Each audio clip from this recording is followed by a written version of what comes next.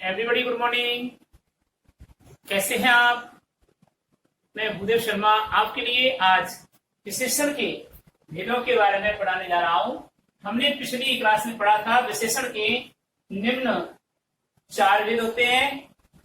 पहला भेद गुणवाचक विशेषण, संख्यावाचक विशेषण, परिमाणवाचक विशेषण, और अब हम चौथे विशेषण के बारे में पढ़ेंगे, सार्वनामिक विशेषण।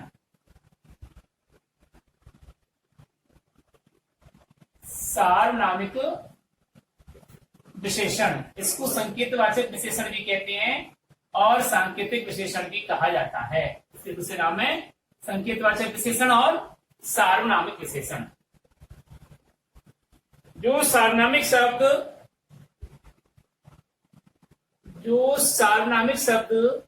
या सर्वनाम शब्द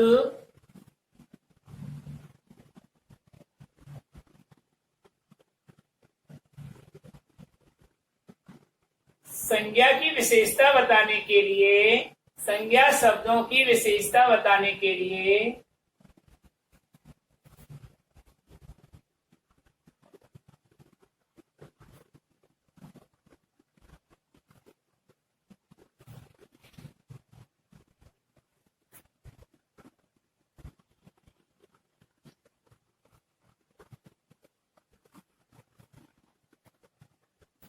विशेषण के रूप में प्रयुक्त होते हैं।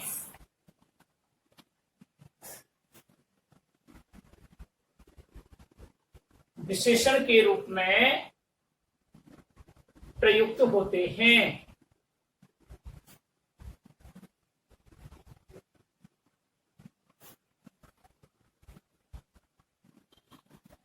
उन्हें सार्वनामिक विशेषण कहते हैं।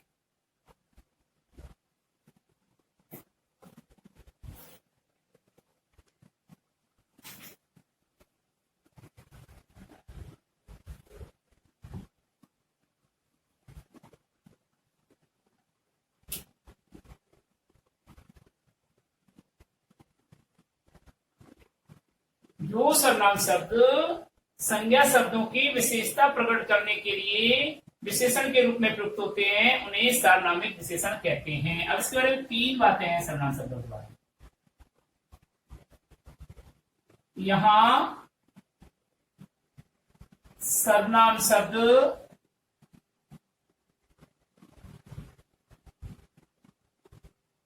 अपने मूल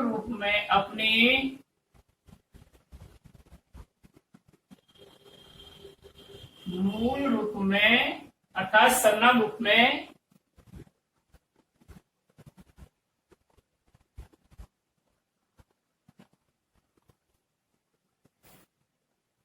ही प्रयुक्त होते हैं।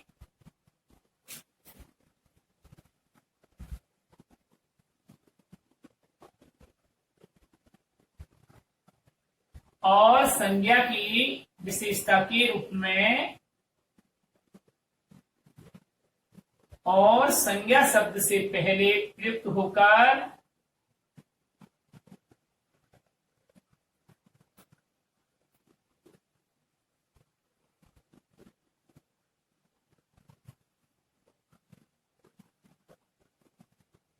संज्ञा की विशेषता प्रकट करते हैं।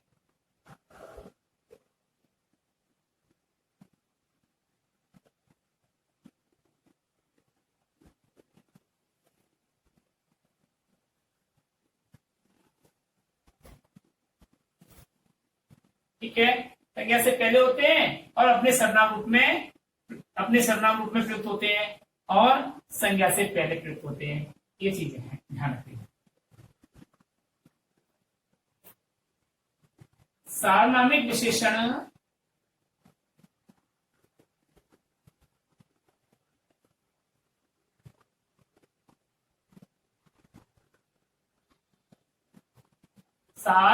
विशेषण शब्द निम्न 3 भेद हैं, निम्न 4 भेद होते हैं।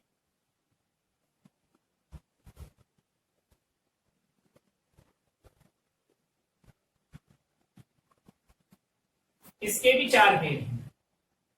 देखिए, कौन कौन से हैं? नंबर 1,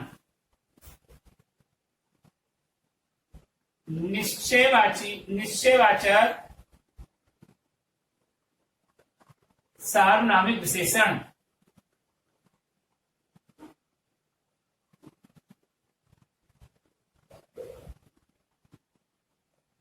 इसको निश्चयवाचक संकेतवाचक विशेषण भी कहते हैं या सांकेतिक विशेषण भी कहते हैं। नंबर 2,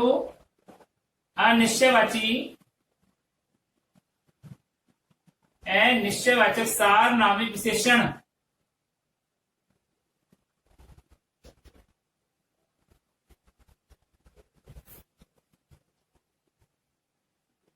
और नंबर 3,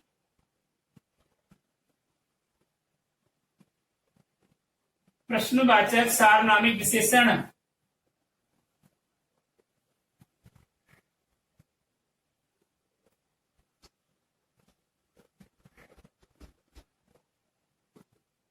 और नंबर 4, संबंधवाचक सार्वनामिक विशेषण।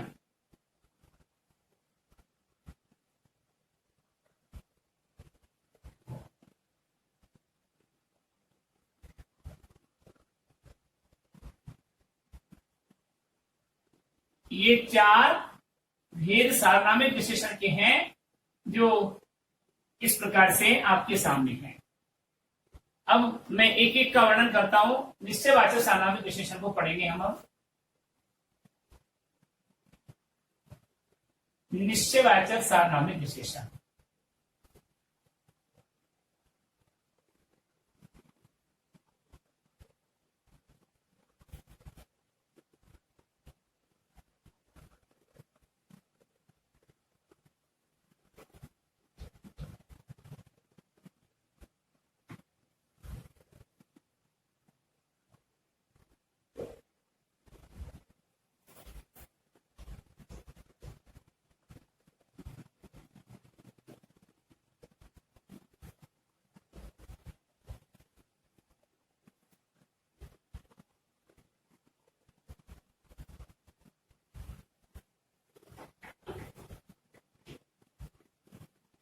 वे सार्वनामिक विशेषण शब्द,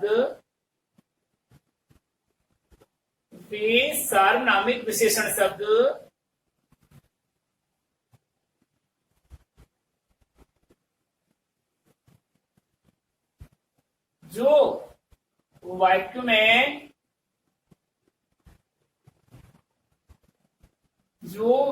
में निश्चयार्थी संकेत करते हैं।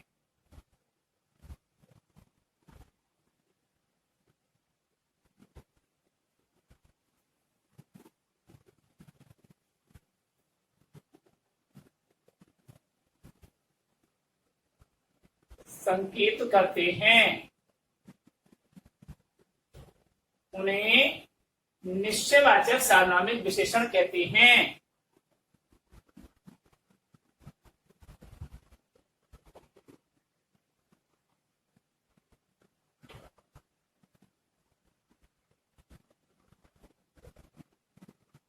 सार्वनामिक विशेषण कहते हैं।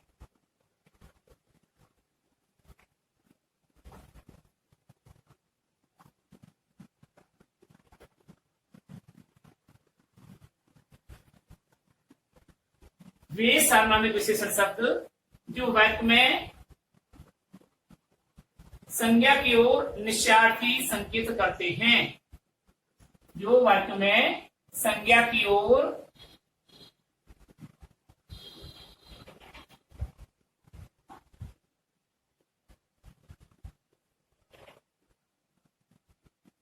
निश्चयार्थी संकेत करते हैं, उन्हें निश्चयवाचक सार्वनामिक विशेषण कहते हैं। ठीक है, उदाहरण देखिए।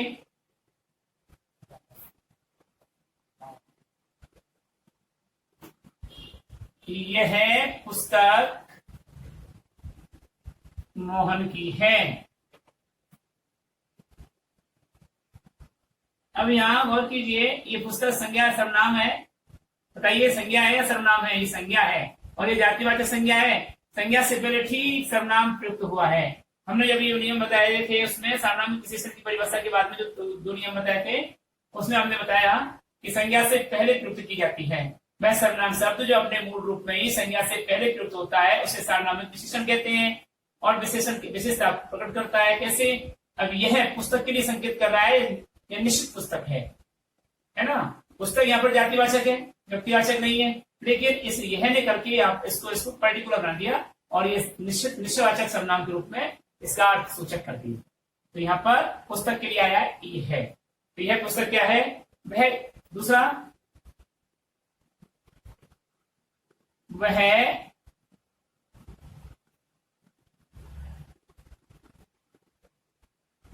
कलम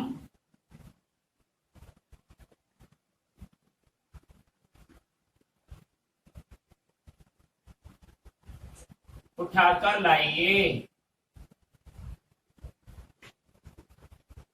अब यहाँ पर कलम जो है संज्ञा है और ये संज्ञा जातिवाचक संज्ञा है, लेकिन इसने वह ने इसको निश्चित में बदल दिया, पर्टिकुलर में बदल दिया। यह निश्चित सर्वनाम शब्द हो गया और निश्चयवाचक सार्वनामिक विशेषण के रूप में प्रयुक्त किया गया है। तो ये शब्द और ये दोनों निश्चित सार्वनामिक विशेषण के रूप हैं। अब आता है अनिश्चयवाचक सार्वनामिक विशेषण।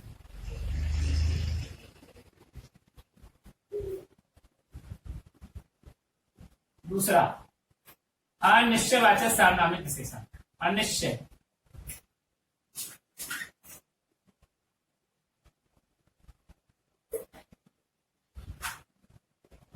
अनिश्चयवाचक सार्वनामिक विशेषण के रूप में देखिए क्या क्या परिभाषा होती है इसकी।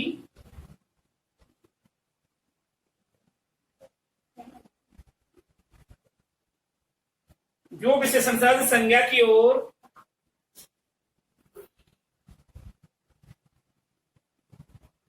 जो विशेषण शब्द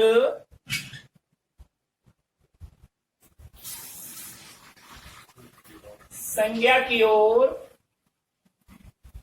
अनिश्चयार्थी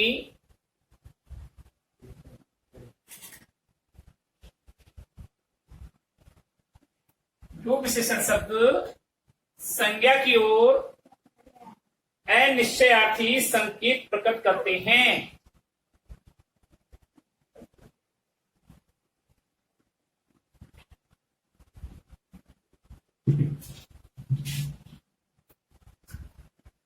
उन्हें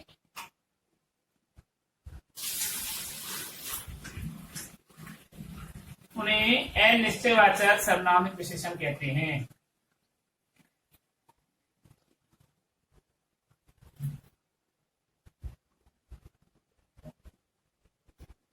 सार्वनामिक विशेषण कहते हैं।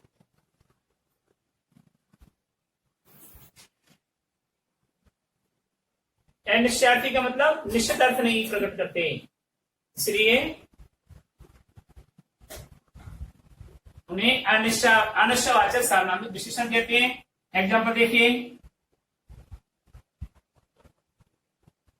कौन सज्जन आए हैं? कौन सज्जन आए हैं। दूसरा उदाहरण देखिए, घर में कुछ भी खाने को नहीं है। घर में कुछ भी खाने को नहीं है। अब यहां पर ध्यान दीजिए, कौन शब्द प्रश्न सूचक शब्द है और इससे बाद में संज्ञा शब्द का प्रयोग किया गया, जातिवाचक संज्ञा है। तो संज्ञा शब्द से पहले प्रश्नवाचक रूप में, यानी उदाहरण देखिए एग्जाम्पल, कोई सज्जन आए हैं। कोई सज्जन आए हैं। अब ध्यान दीजिए, सज्जन पता नहीं है कौन है, अनसर्टेंटली, और ये सज्जन शब्द जो है ये संज्ञा का है और इससे पहले सर्वनाम का प्रयोग किया गया और वह भी निश्चित सर्वनाम का प्रयोग नहीं है। कोई शब्द निश्चितता का प्रतीक नहीं है, इसलिए अनिश्चयवाचक सर्वनाम का प्रयोग हुआ है और अनिश्चयवाचक सर्वनाम यहाँ विशेषण के रूप में प्रयुक्त हुआ है, संज्ञा की विशेषता बता रहा है, इसलिए अनिश्चयवाचक सार्वनामिक विशेषण के रूप में प्रयुक्त हुआ है कोई। जैसे घर में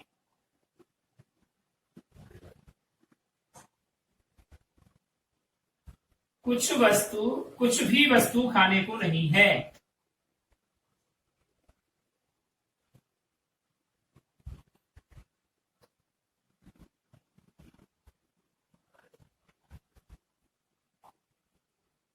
खाने को नहीं है। यहाँ कुछ शब्द वस्तु से पहले प्रयुक्त हुआ है, इसलिए वस्तु यहाँ पर जातिवाचक संज्ञा है, और कुछ शब्द इसके लिए सर्वनाम के रूप में प्रयुक्त हुआ है, यानी सर्वनाम अपने रूप में प्रयुक्त हुआ है तो विशेषण के रूप में होगा, तो यह होगा अनिश्चयवाचक सार्वनामिक विशेषण का उदाहरण। अब आता है नंबर 3, प्रश्नवाचक सार्वनामिक विशेषण।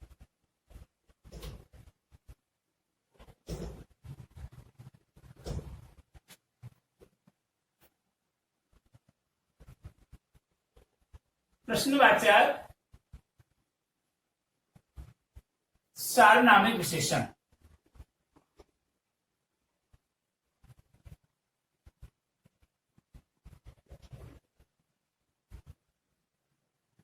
ये क्या है? देखिए, प्रश्नवाचक सार्वनामिक विशेषण का क्या मतलब है। तो जो विशेषण शब्द संज्ञा की प्रश्नात्मक विशेषता को प्रकट करते हैं,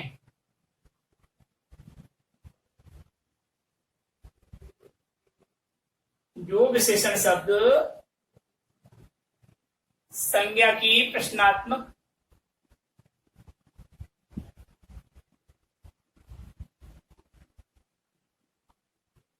विशेषता को प्रकट करता है,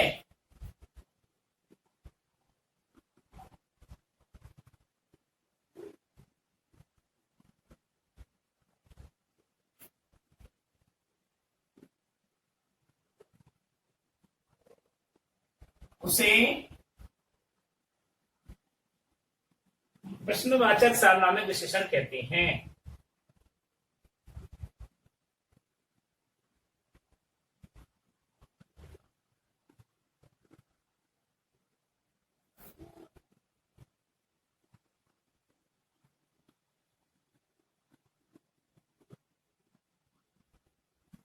ठीक है, यानी संज्ञा की प्रश्नात्मक विशेषता को प्रकट करते हैं, प्रश्नवाचक शब्दों के रूप में प्रयुक्त होते हैं और प्रश्नवाचक चिन्ह का प्रयोग किया जाता है अंत में वाक्य के, वह प्रश्नवाचक सर्वनाम सार्वनामिक विशेषण कहलाएगा। जैसे कौन आदमी आया है,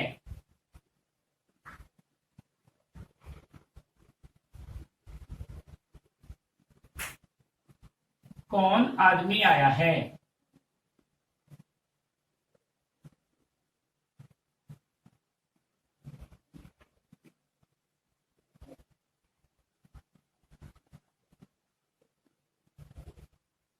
तुमने कौन सी वस्तु खरीदी है।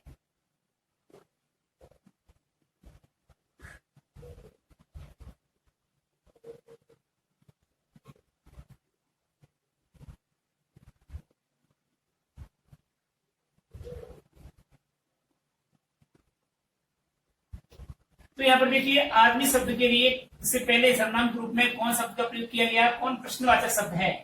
ऐसे ही यहाँ पर वस्तु से पहले कौन सी शब्द का प्रयोग किया गया है, तो यहाँ पर कौन सा प्रश्नवाचक चिन्ह है, प्रश्नवाचक शब्द है, और अंत में प्रश्नवाचक चिन्ह दोनों वाक्यों में लगा हुआ है।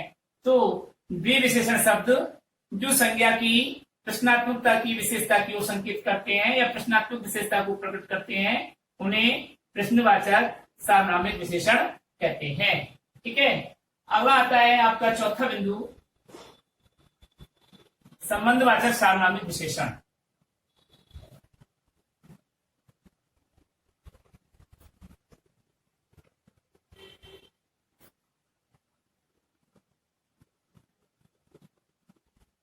संबंधवाचक सार्वनामिक विशेषण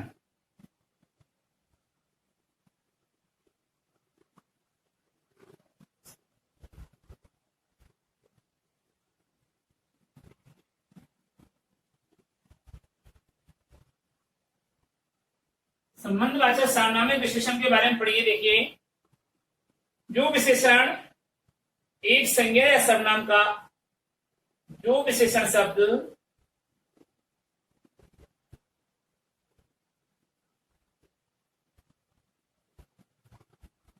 एक संज्ञा या सर्वनाम का संबंध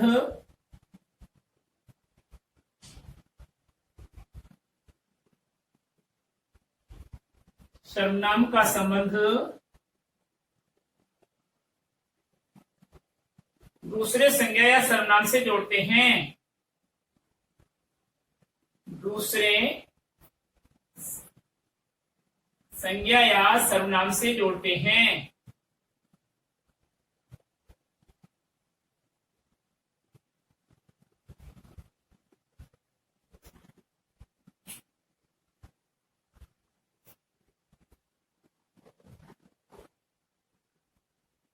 जो विशेषण शब्द एक संज्ञा या सर्वनाम का संबंध दूसरे संज्ञा या सर्वनाम शब्द से जोड़ते हैं उन्हें संबंधवाचक सार्वनामिक विशेषण कहते हैं।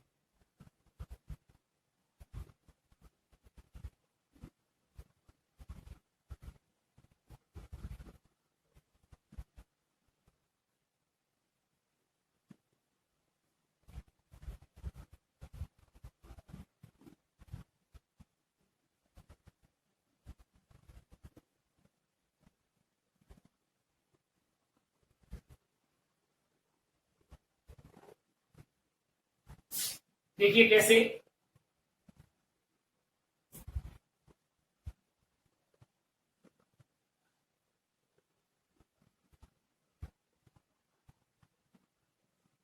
यह कलम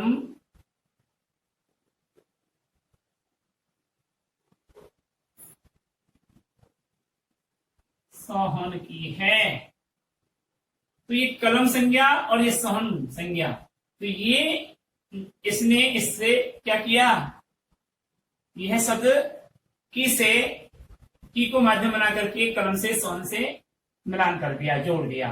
इसलिए ये यहां पर ये शब्द जो हुआ ये क्या है, संबंधवाचक सार्वनामिक विशेषण है। ठीक है, अब हम पढ़ेंगे सार्वनामिक विशेषण समाप्ति के बाद में विशेषण पदों का पद परिचय। पहले से उससे पहले अपन इसको पढ़ेंगे अवस्थाएं, विशेषण की अवस्थाएं। विशेषण की अवस्थाएं।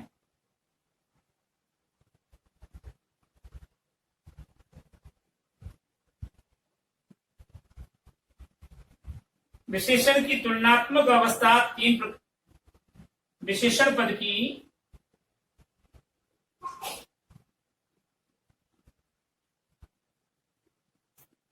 तुलनात्मक अवस्थाएं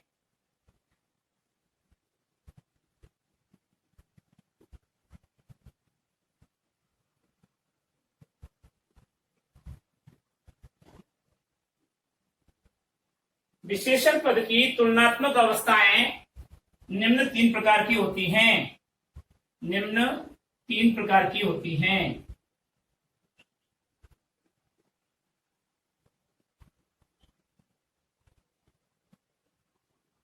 अब देखिए कौन कौन सी होती है निम्न तीन प्रकार की।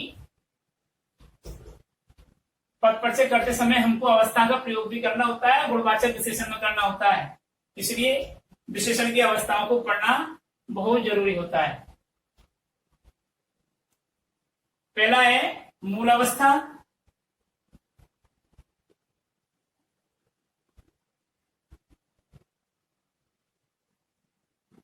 दूसरा है उत्तरावस्था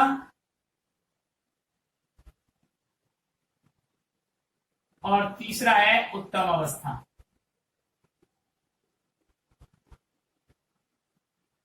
ठीक है, ये तीन अवस्थाएं विशेषण की होती हैं। अब हम कैसे समझेंगे, समझना है, बस हमको पूछेगा नहीं वो परिभाषा है। ये 10th स्टैंडर्ड में है जो हमने लिखवा दिया है 10th क्लास में।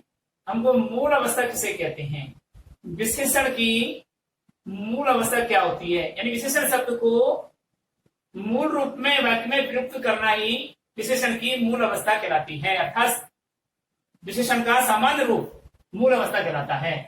किन्हीं दो संज्ञा सर्वनाम की तुलना करते समय किसी एक को श्रेष्ठ और दूसरे को बुरा, अच्छा या बुरा बताने के लिए विशेषण की जिस अवस्था का प्रयोग किया जाता है उसे उत्तरावस्था कहते हैं।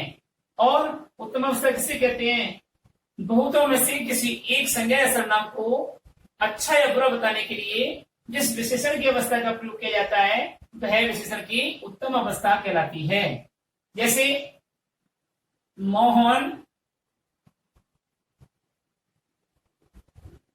सुंदर लड़का है।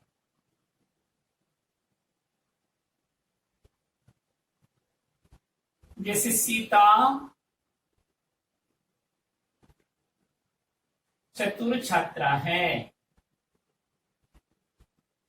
तो यहां पर सुंदर और चतुर ये विशेषण की मूल अवस्था के अंतर्गत आते हैं।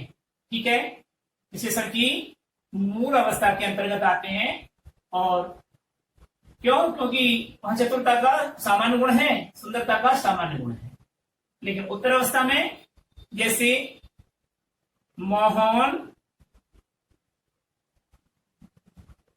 सीता से चतुर है।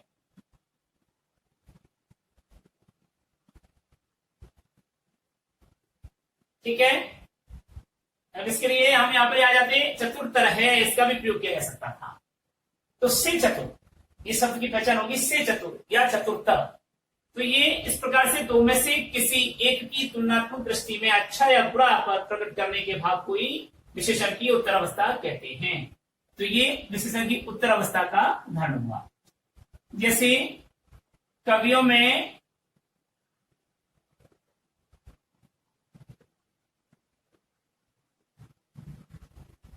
कालिदास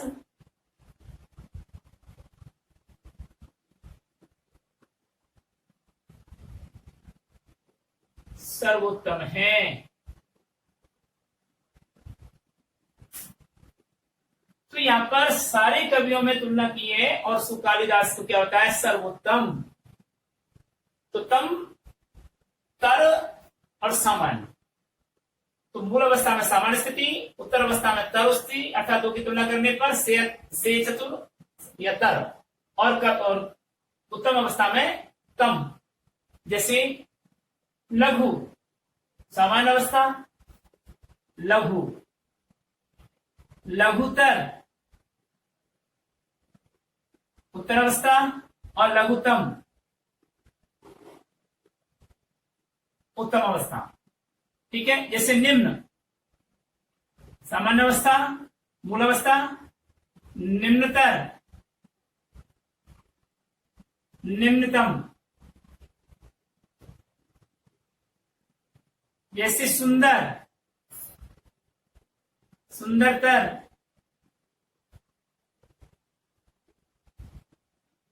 सुंदरतम।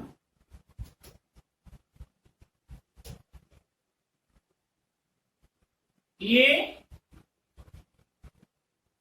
मूल अवस्था, उत्तर अवस्था और उत्तम अवस्था के उदाहरण है। ठीक है, इस तरीके से हम बनाएंगे इसको। अब लिखते हैं विशेषण का पद परिचय करते समय किन बिंदुओं का उल्लेख करना चाहिए। विशेषण शब्द का पद परिचय देखिए, तो हेडिंग डालेंगे विशेषण का पद परिचय करते समय हमें किन निम्न बिंदुओं का उल्लेख करना चाहिए।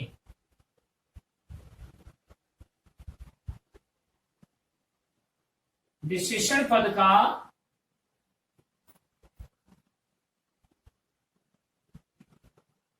पद परिचय करते समय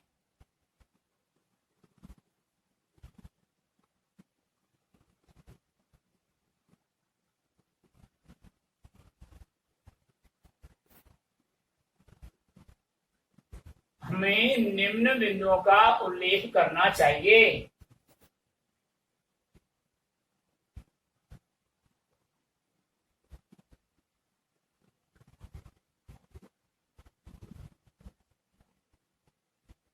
उल्लेख करना चाहिए।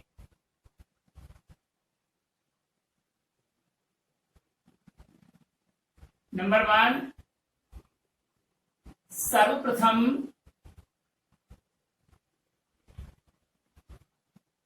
विशेषण पद का सर्वप्रथम विशेषण पद में प्रयुक्त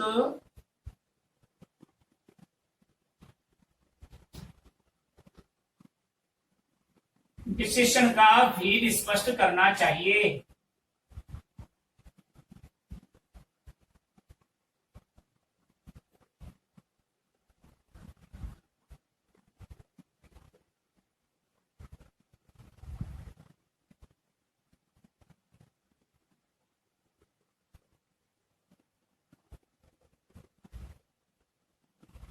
ठीक है, सर्वप्रथम विशेषण पद में प्रयुक्त विशेषण का भेद। कौन सा विशेषण है? गुणवाचक विशेषण है, संख्यावाचक विशेषण है, परिमाणवाचक विशेषण है या सार्वनामिक विशेषण है।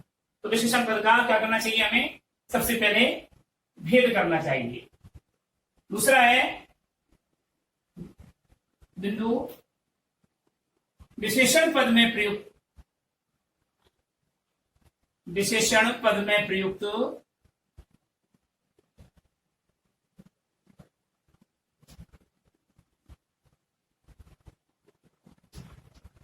लिंग, मतलब पुल्लिंग या स्त्रीलिंग पद है ये।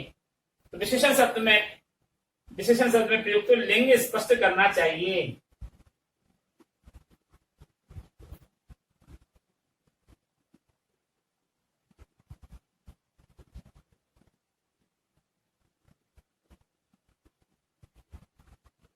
लिंग स्पष्ट करना चाहिए। ठीक है, पुल्लिंग या आता है विशेषण का तीसरा बिंदु,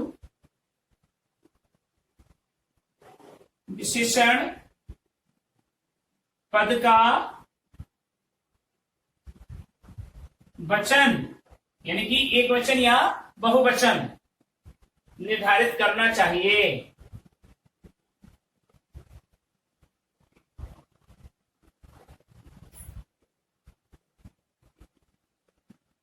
ठीक है, तो यहाँ लिंग भी हो गया और ये वचन भी हो गया। निर्धारित करना चाहिए, जैसा एक वचन और बहुवचन। चौथा बिंदु, यदि संभव होगा, क्यों गुणवाचक विशेषण में बताना होगा। यदि संभव हो तो विशेषण की अवस्थाओं का उल्लेख करना चाहिए।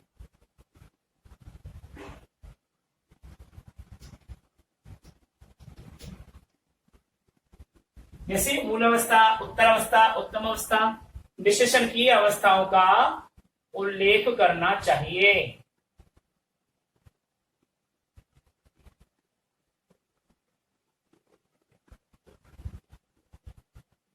ठीक है, और पांचवा बिंदु है विशेषण प्रयुक्त पद में प्रयुक्त विशेषण पद में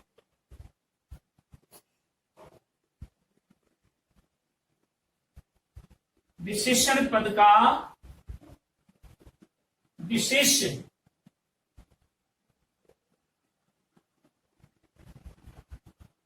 का उल्लेख करना चाहिए।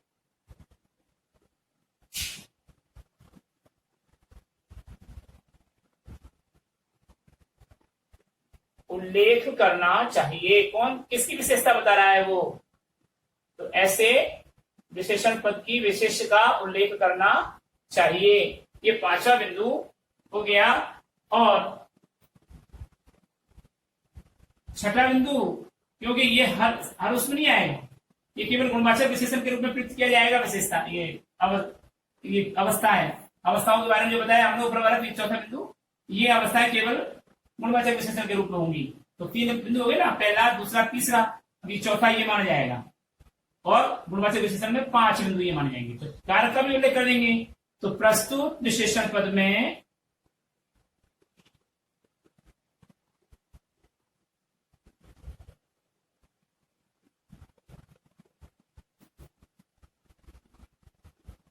कारक का उल्लेख करना चाहिए। इस प्रकार 5 अच्छे बिंदुओं में हम विशेषण पद का पद परिचय करते हैं। एग्जाम्पल देखिए, विशेषण का पद परिचय कर रहा हूं। उदाहरण देखिए, यह है सुंदर खिलौना मुझे दो। यह है सुंदर खिलौना मुझे दो।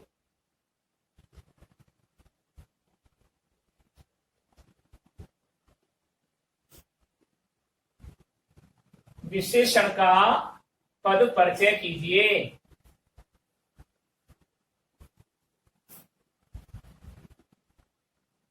ठीक है, तो देखिए विशेषण का पद परिचय करते हैं जी।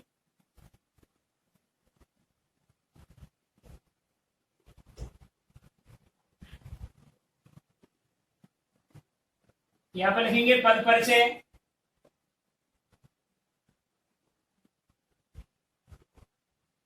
शब्द क्या है? सुंदर। यहां पर विशेषता बता रहा है किसकी? खिलौने की। विशेष्य क्या हुआ? खिलौना। विशेषण क्या हुआ? सुंदर। कौन सा विशेषण है? गुण बता रहा है, गुणवाचक विशेषण हुआ। तो सुंदर शब्द यहाँ पर क्या है? विशेषण शब्द है। ठीक है, तो पहले अपन विशेषण शब्द छांटेंगे तो लिखेंगे सुंदर। फिर लिखेंगे पद परिचय में नंबर 1 बिंदु, यह पद गुणवाचक विशेषण का पहला बिंदु है, उसका भेद गुणवाचक विशेषण का रूप है। विशेषण का रूप है। ठीक है, दूसरा बिंदु, यह पद लिंग में बताइए। खिलौना पुल्लिंग है तो सुंदर भी पुल्लिंग में हुआ। यह पद पुल्लिंग में प्रयुक्त हुआ है। पुल्लिंग में प्रयुक्त हुआ है। अगर शब्द आता खिलौने तो बहुवचनांत हो जाता, तो विशेषण भी बहुवचनांत हो जाता। तो यहाँ पर सुंदर एक शब्द विशेषण का, खिलौना एक शब्द एक वचन का है, तो सुंदर भी एक वचन में प्रयुक्त हुआ। तो यह पद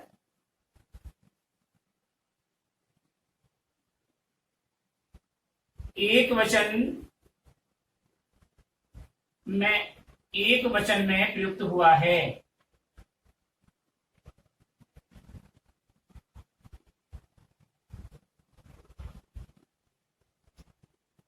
और चौथा आएगा इसका, अब बताइए क्या? अवस्थाएं। तो यह पद विशेषण की मूल अवस्था का, विशेषण की मूल अवस्था में प्रयुक्त हुआ है। मूल अवस्था में प्रयुक्त हुआ है।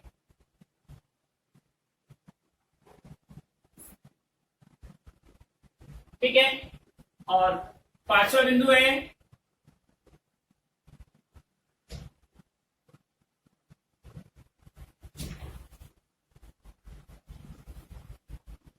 विशेष। विशिष्ट क्या है इसका? तो यह पर खिलौना विशेष का विशेषण के रूप में प्रयुक्त हुआ है। शब्द के खिलौना विशेषण के विशेष के रूप में, खिलौना विशेष के विशेषण के रूप में प्रयुक्त हुआ है।